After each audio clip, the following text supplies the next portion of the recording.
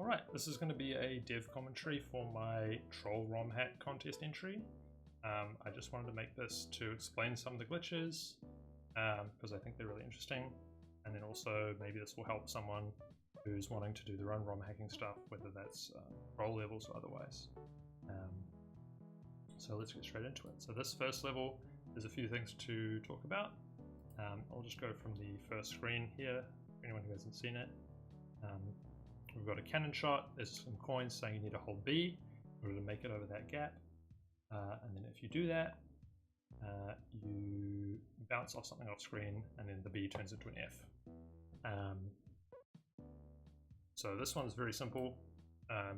When you launch from the cannon and you're holding B, you get a bit of extra height, and so you just hit one of these note blocks and you get pushed backwards.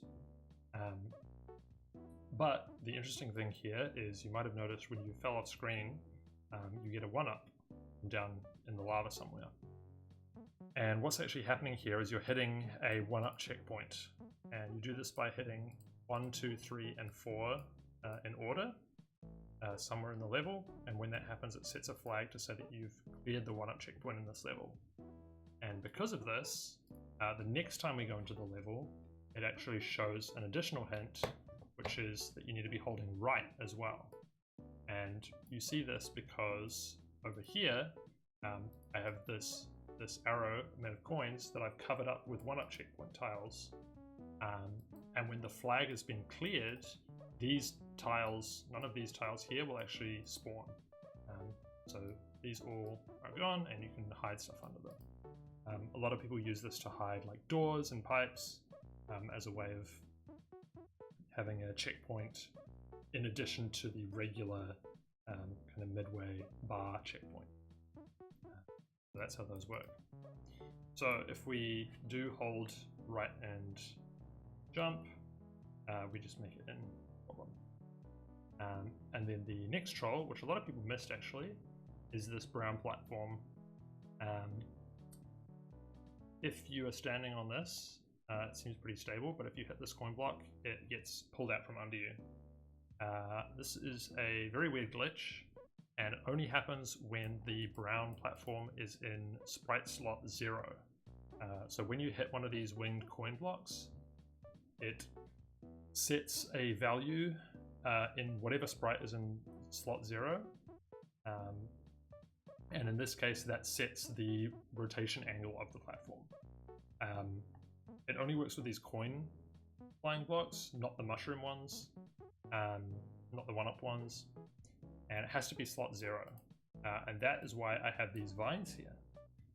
So the way this works is when you spawn this column in, it spawns the vines first, and they fill up the rest of the sprite slots so that the only one available is the brown platform, because the sprite slots fill up from highest to lowest, my understanding. They don't necessarily have to be going top to bottom. What actually matters is the kind of priority order. So you see if I scroll my mouse here, I'm moving this platform forward and backwards. That's what determines the order they get spawned in. So you just have to make sure that is set up correctly. Something like this. Cool. So the next room is this one here. Everything in here is pretty straightforward. Yeah. Cool. So this room is pretty straightforward. We've got 2 overlaid sprites here. We've got a P-switch and a blue shell. And then when you try and grab one of them, it will double grab them usually. And then when you try and put the P-switch down to hit it, it puts the shell here. Another thing that can happen sometimes is you will just grab the shell and then jump up. I thought both of these were funny enough that I didn't really feel bad about it being a little bit random, because it's very easy to avoid both by just throwing here, and then you'll always get the P-switch. The next main troll is this one, where you run up the side of the rope and then hit the muncher here. There's nothing really too crazy going on here. This is just how these slopes work. When you're running on the wall, you will run on pretty much anything that has some sort of hitbox or collision with Mario. So regular wall tiles you can run up, but you can also run up ropes, semi-solids, these clouds will work. You can run up water and lava tiles even, and you can also run up munches and spikes, and you won't take damage on them until you kind of end the wall run and then go standing on top of them. You can also run on top of 1 of 0 tiles, which is this tile here, which means that you can make a wall that you can pass through but still run up. It's kind of cool. So yeah, that one, that's all for that one. And then the next one, which is kind of most of the reason I made this video, is this troll here, which is this P-switch. So normally in Super Mario World, when you hit one of these silver P-switches, you turn all the coins, all the munches, sorry, into coins, and you turn all the enemies into silver coin. But with this P-switch, when you hit it, Mario turns into a coin and gets eaten by Yoshi, and then that kills you. And there's a little F on the left as well. So this one has a lot going on. It is vanilla. There's just a lot of things happening in order to make this work. So the first thing to notice is there's actually a duplicated version of the room over to the left of where you come up. And that is important. And it's also important that you come up on this spring and not just by, you know, climbing a vine or whatever. There's a reason I made it kind of annoying to get up here. And that is because I needed the camera to be set at a very specific height. So you can see here where the camera is positioned, it's just below where these sprites up here spawn. And when I jump on the P-switch, the camera scrolls up a little bit, and it's just enough to scroll these into view. And when they get scrolled into view, they spawn in. And the most interesting one here is this layer 2 scroll command. And what this usually does is it makes the background scroll to the left and right, or the layer 2. So in some of the vanilla castles, you'll see the layer 2 moving left and right, and that's because of this here. But the side effect of this is that it actually snaps the screen to the very left, which is why I've got this duplicated room. So the instant that that spawns in, you scroll the screen instantly over to here, which means Mario is now off screen. And when Mario is off screen, the game wants to not have him off screen, and it wants to pull him on screen, and so it starts moving Mario to the left. And this is timed perfectly so that the coin that gets generated from this ball and chain, when you hit the P-switch, the ball and chain turns into a coin. And then when the camera scrolls up, it scrolls the Yoshi in. So the Yoshi drops down and eats the coin right as Mario gets pulled to the left edge of the screen here, or the left edge of the room he's in, but the right side of the screen, because the screen is now like this. And when he hits the right side of the screen, because he gets stuck here, the game just kills you. And so you can actually see right here, I don't know if you can see that, but there's a little pixel of Mario on the right side of the screen here as he dies. So that's why that's there. And then the last part of this is this sprite here, which is actually Princess Peach. And the reason this sprite is here is to prevent you from moving around too much while you're off screen. So when the Princess Peach spawns in, it disables your left and right inputs, and basically forces you to stay in one place. Obviously the screen still pulls you to the left, but this means that you can't run to the left and die early, which would kill you before the coin reached Yoshi's mouth, and then break the illusion. So all of these moving parts basically make for this illusion where you get eaten by Yoshi at the right time. Obviously the correct solution for this is to jump over, and then we go into this room. Now this room is was inspired by Third Wall and a troll in Mostly Harmless, which is one of his hacks, where a Thwomp falls next to you for like a really tall drop, and then at the bottom you try and run under the Thwomp, and then it only goes up like 2 tiles and then crushes you. So I wanted to do a variation of that, and in this case it looks like this. You run under, and then oh, I managed to get under him. So usually the Thwomp will kill you there. And the way this works is basically when these Thwomps fall, they only look at their position in a subscreen, which are these green screens here. You can open this view in Lunamagic by pressing F2. So this Thwomp here is 3 tiles below the surface of the screen. And when he drops down, hits the ground, and then when he starts rising again, he only rises until he's 3 tiles below the screen, which is here.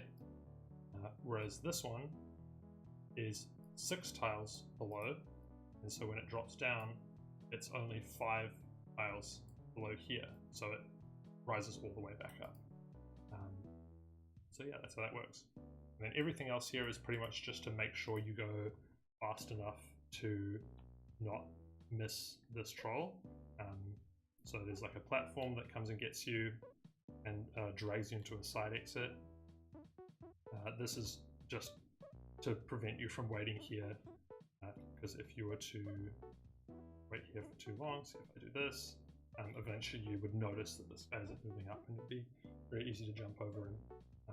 And that's also why I put this guy's block here.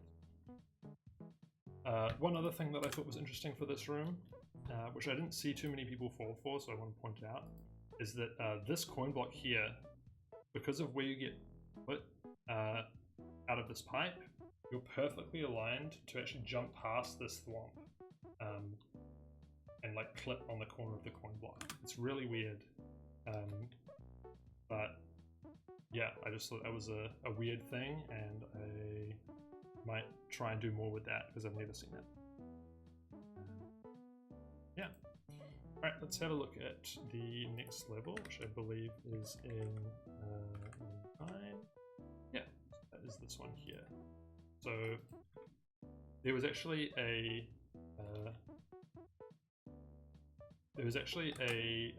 bug with this level in the version that was released in the contest, where this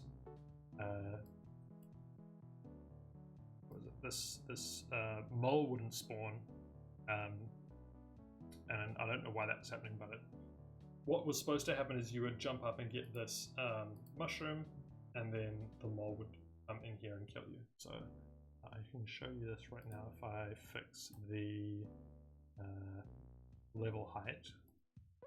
I've just been playing around with this level to try and fix that. Should be here, I think. Yeah.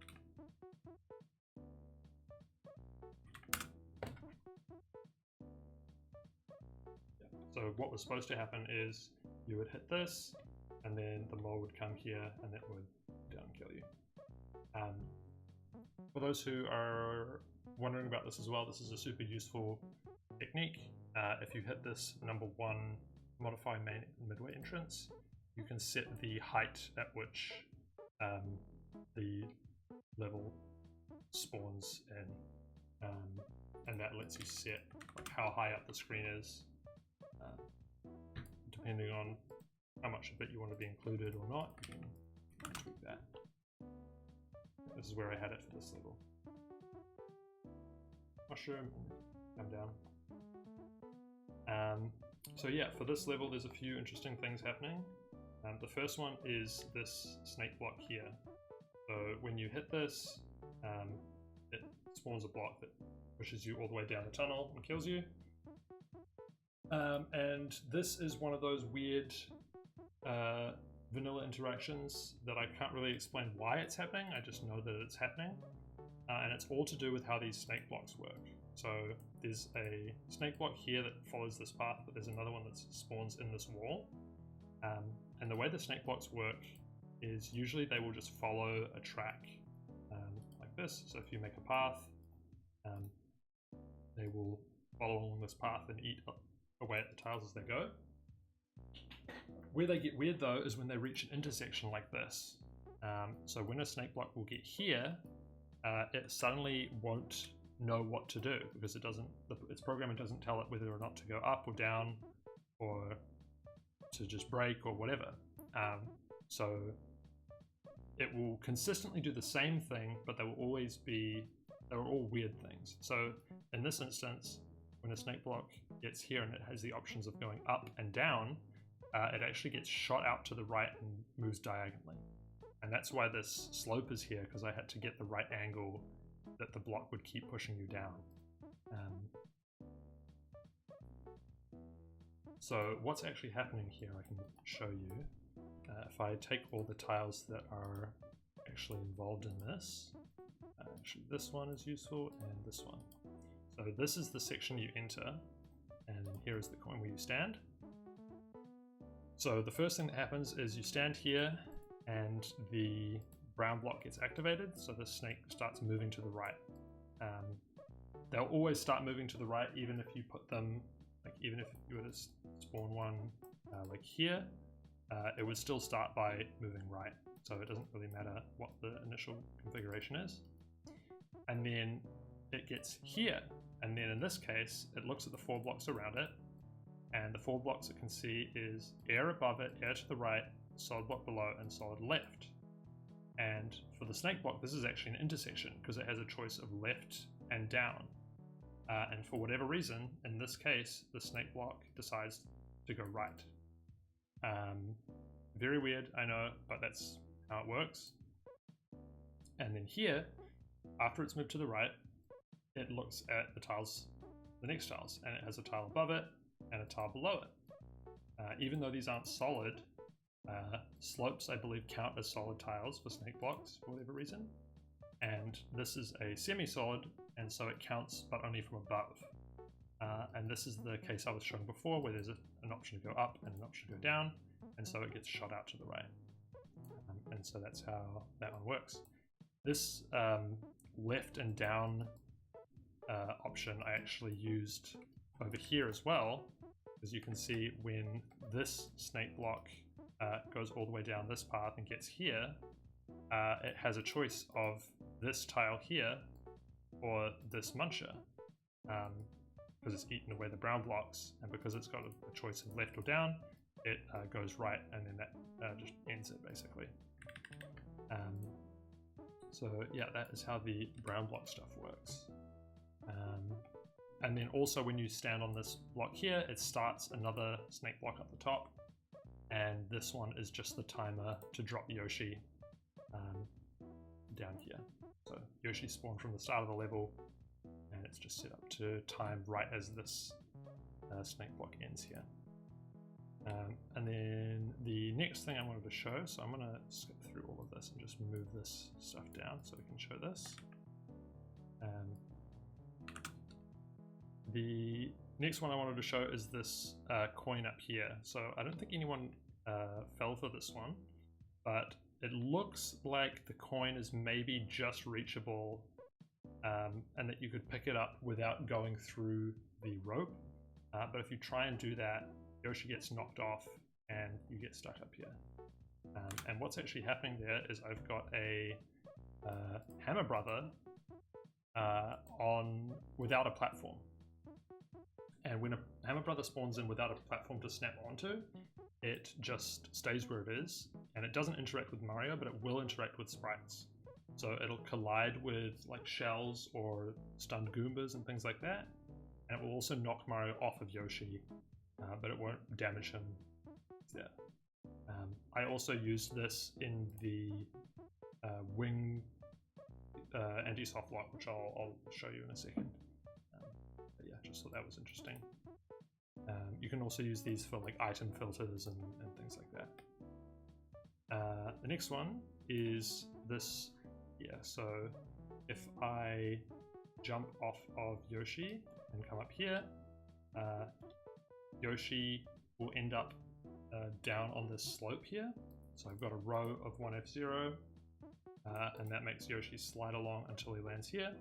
And then when he's on this steep slope, the seep slip will kind of shuffle him to the left and then eventually clip him into this wall where he will start to ascend. You can get Yoshi back here. And then here, this was the wing section I wanted to talk about. So you get to this room here, and if you hit this line, you get knocked off of Yoshi. All that there is there's a row of these invisible Hammer Brother sprites that are knocking you off there. So I can actually show you here. It's at C8, I believe. Yeah. So we've just got a row of these Hammer Brothers, and they just knock off Yoshi. So yeah. The way this actually works is very simple. These 3 coin blocks here, I can show you these ones here, are all winged, and when you grab the P-switch, the P-switch actually hits the coin blocks as it comes back, and that's what spawns the wings. I wanted to also show this off as well. If you come through here and try and get up through this, a shell will spawn and prevent you from getting up there. But if you ignore that and just go up the normal way up here, the shell doesn't spawn. And the reason that shell doesn't spawn is because there's a chuck here, and the chuck has a vertical distance on it that is such that he'll only jump if you're at a certain height, and there's like a maximum and minimum height. So when you're standing here, the chuck spawns in and jumps, and that lets this Koopa go underneath him and kick the shell. But when you're up here, the chuck doesn't jump, and so no shell is kicked, and you don't see this troll. The rest of this is pretty straightforward. There's just a key under this guy here. Yeah, not much to really say about that. The only thing worth noting here, and I think in hindsight I probably should have left a message box to explain this because some people got a bit confused, is that this key does not actually work with the keyhole. Only this key works with the keyhole. And that's another sprite slot thing where only the key in the highest slot, I believe, will actually interact. So you have to take the key behind the platform, the keyhole.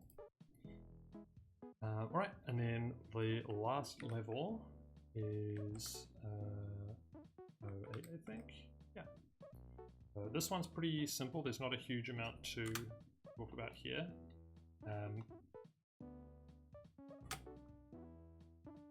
The main reason I made this level actually is for this layer 2 P-switch troll, or layer 2 switch path switch, I should say. And this one is pretty straightforward. I just put the P-switch on layer 2. So switch to layer 2, you can see here, and I also have the big version. And they are at the very far right of the screen. And when you enter this level, it spawns this fast background scroll sprite. Which starts the screen moving from right to left and gradually speeding up. And it's timed so that right around the time the timer hits 100 and the little speed up jingle plays is right before the switch shows up. So that gives you some timing to jump on it.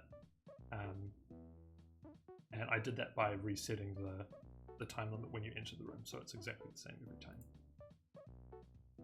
The one thing interesting about this is that if you have a look at the sprite, it says causes fast background scrolling if you use sprite C1 or 5e to activate it.